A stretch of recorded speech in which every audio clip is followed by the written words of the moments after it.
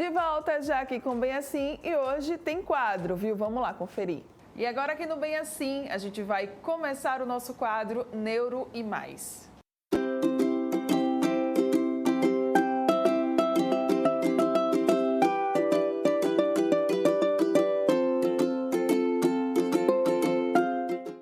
Hoje o nosso tema por aqui, pessoal, é questões sensoriais no autismo. E quem vai conversar com a gente sempre estará aqui ao nosso lado, o Dr. Rodrigo. Seja muito bem-vindo mais uma vez. Bom dia, obrigada pela presença. Bom dia, Mara. Bom dia a todos. Vamos abordar um tema de extrema importância que gera muitas dúvidas na sociedade, que são as questões sensoriais no transtorno do espectro autista. A gente sabe que o autismo é caracterizado por uma dificuldade, um déficit na comunicação e na interação social. Associado a isso, tem alguns padrões de interesses restritos e comportamentos repetitivos. E esses sinais repercutem na vida social, profissional e pessoal da criança, adolescente ou adulto, quando o diagnóstico é tardio. E muitas mães têm dúvida na questão sensorial do autismo. Olha, meu filho não gosta que toque em mim, meu filho anda na ponta do pé, meu filho para cortar o cabelo chora muito. E por isso hoje a gente trouxe a Mariana, terapeuta ocupacional, especialista nessa área, para nos orientar um pouquinho. Perfeito, então. Vamos conversar um pouquinho sobre esse assunto. Mariana, seja muito bem-vinda aqui. Obrigada, Mara. É um prazer estar aqui, ao lado do Dr. Rodrigo, nesta nova etapa em que o CETEL faz presente aqui na cidade de Maceió. E muito bom estar com vocês. É pra gente também. Vamos começar falando, doutor Rodrigo, já que o senhor explicou um pouquinho sobre o autismo. Como é que se dá o papel do terapeuta ocupacional, assim, no tratamento do TEA?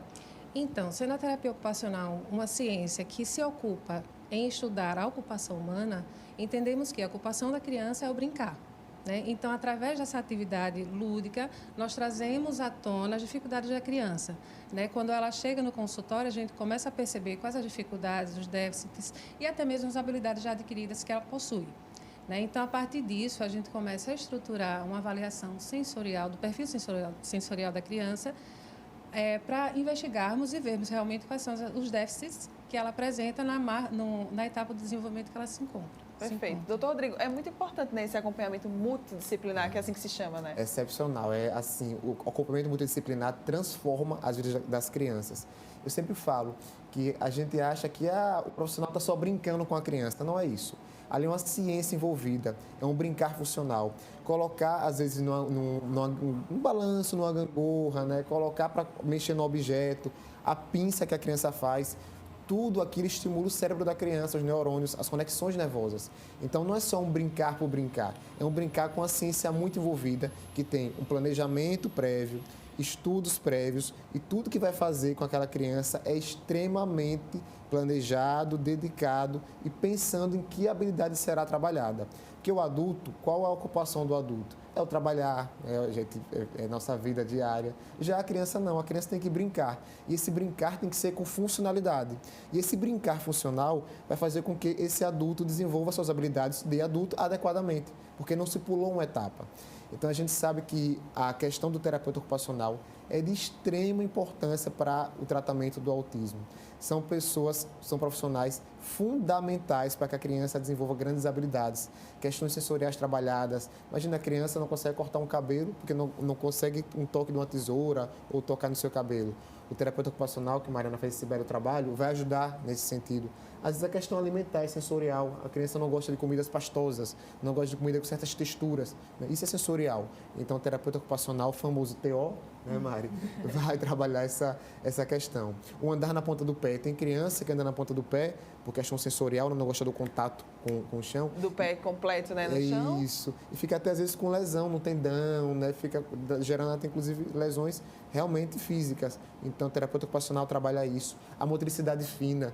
Essas crianças com autismo, elas geralmente têm uma certa alteração na motricidade, não consegue pegar com firmeza o lápis. O terapeuta ocupacional também trabalha tudo isso. Veja, o quanta coisa eu falei aqui, do dia a dia para a criança se desenvolver, o quanto é trabalhado e quando bem trabalhado a criança realmente evolui muito. A questão também de barulhos e sons, Não gosta de barulho alto, local cheio, questão sensorial, porque os nossos sentidos se integram. Por isso, a integração sensorial, que é uma atividade que o terapeuta ocupacional trabalha, é importante. O tátil, o olfato, o paladar, Tudo isso é trabalhado na terapia ocupacional através do brincar. Não é brincadeira sem sentido. É o brincar funcional. É o brincar com a ciência envolvida.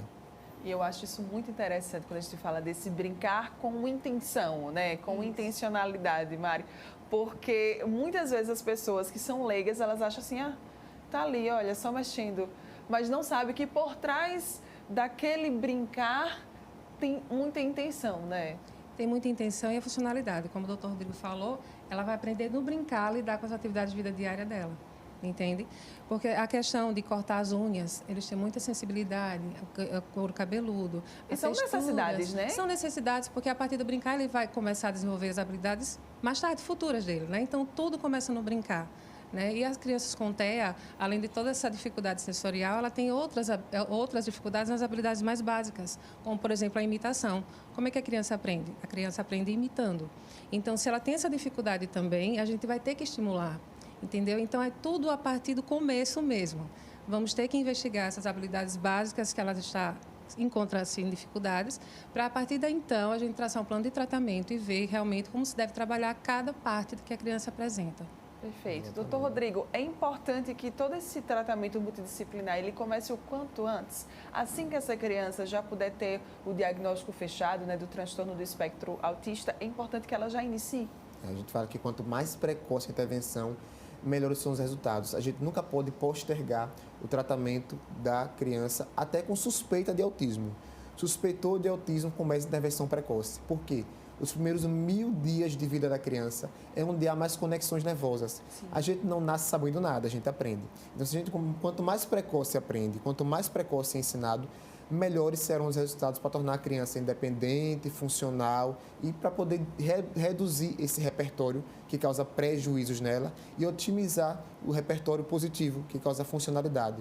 Quanto mais cedo a gente intervém, isso é observado na prática diária, isso é relatado em artigos científicos. Quanto mais cedo a intervenção, quanto mais cedo o tratamento para a questão do autismo, melhores os resultados. E tratamento que eu falo é tratamento com evidência científica, que são as intervenções com terapia, psicólogo, fono, TO e outras demandas que a criança possa ter. Né? Então, esses tratamentos precoces, corretos, intensivos, é o que a ciência fala, tratamento intensivo. Quanto mais terapia a criança receber, melhor. Eu sempre explico aos pais, você vai aprender a falar japonês tendo aula uma vez por semana ou todos os dias? Mesma coisa a criança no espectro. Ela vai aprender as suas atividades de vida diária, vai aprender a se comunicar melhor, a interagir melhor e anular esses comportamentos negativos se ela tiver uma carga horária de terapias intensivas, com pessoas qualificadas, claro, e com a equipe que converse, com a equipe que se engaje. Porque não adianta estar um profissional fazendo uma coisa, outro fazendo outra e outra totalmente diferente. A criança vai se confundir.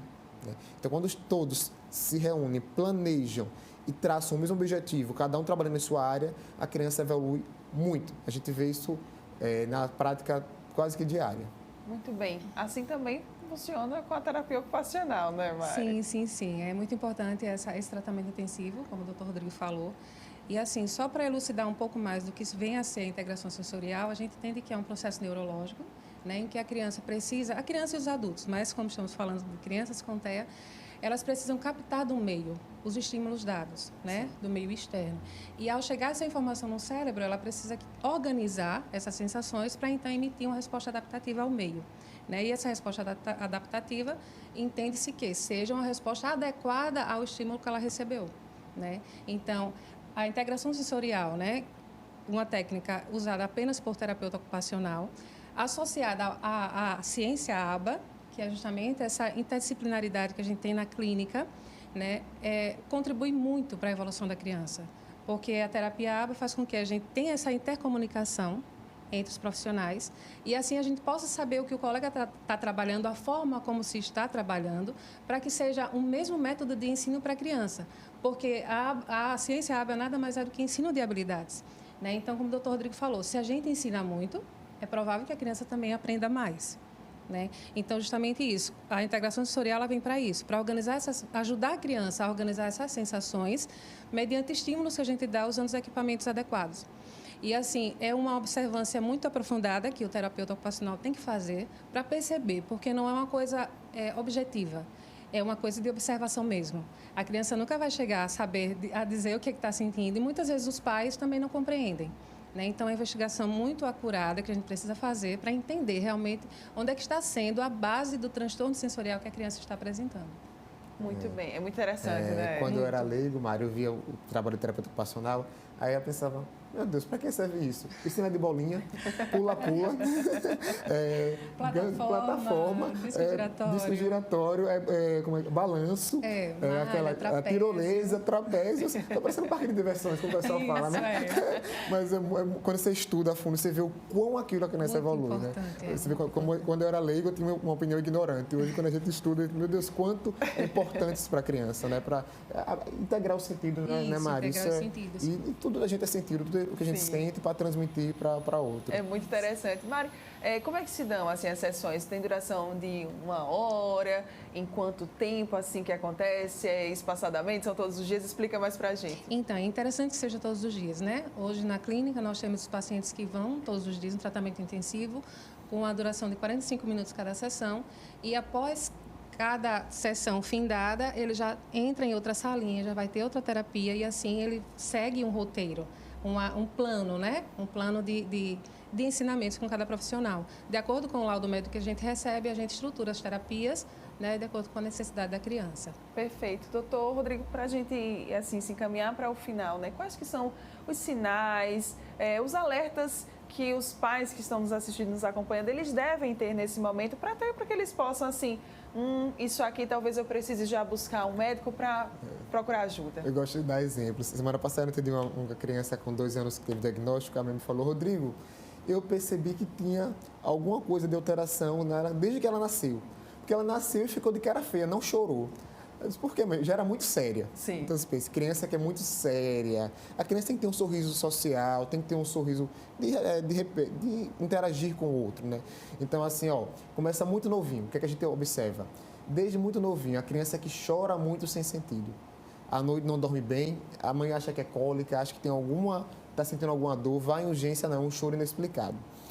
Mama e não olha no olho da mãe, não tem aquela interação, aquele prazer, né, de interagir com o próximo.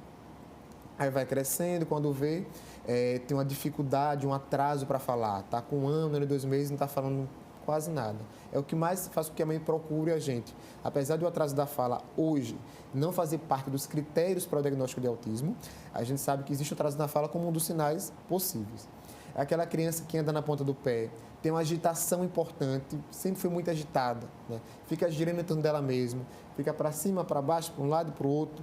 Está na escolinha, na creche, fica no canto, não quer interagir com os colegas, né? Prefere ficar sozinha, não participa de brincadeiras com colegas em grupo, prefere interagir quando interage com pessoas de maior idade ou menor idade, raramente com da mesma idade, com os pares.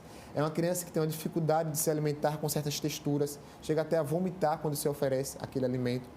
É aquela criança que fica batendo a cabeça na parede, que tem um baixo limiar frustração, ou seja, quando recebe o não, fica horas chorando sem sentido. O que caracteriza realmente o autismo é essa dificuldade, esse não querer interagir, não querer se comunicar. É a criança que pode pegar o carrinho, ficar rodando de cabeça para baixo e rodar a roda, enfileirar objetos, gosta de brincar com brinquedos não funcionais como caixa, madeira, papelão, né? Algum sinal que eu esqueci, Mário? Tampa de panela, tampa de latinha, a tampa de panela, a tampa de latas, coisas assim sem funcionalidade alguma. Isso. Quando está em ambiente muito cheio, chora, não aceita cortar o cabelo, né? Começa a chorar de forma extrema e realmente não quer estar nesse meio, não quer interagir, né, com seus pares, com terceiros. Muito bem. E a terapia ocupacional é uma das ciências que pode auxiliar, né, esses pais. Sim, Mari. pode auxiliar, porque além dos 5 sentidos que a gente comumente sabe, né, tem ciência que é a visão, audição, paladar, olfato, tato, há também o proprioceptivo e vestibular.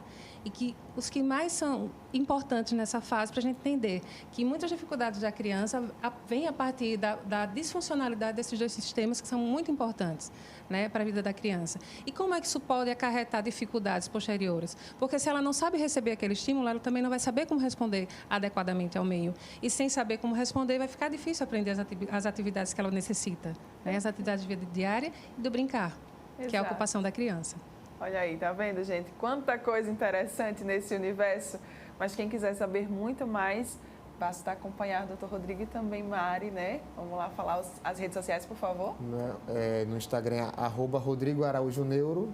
@mari.stephanie, STEFANE. Muito bem. Obrigada pela presença de vocês aqui junto com a gente. Foi muito bom aprender um pouquinho mais sobre essas questões sensoriais que envolvem o TEA. Obrigada, viu? Eu que agradeço. Obrigada. Até a próxima. Até a próxima semana. Bom dia. Tchau. Olha aí, gente. Então, esse foi o nosso quadro Neuro e Mais. Na próxima semana, a gente está de volta.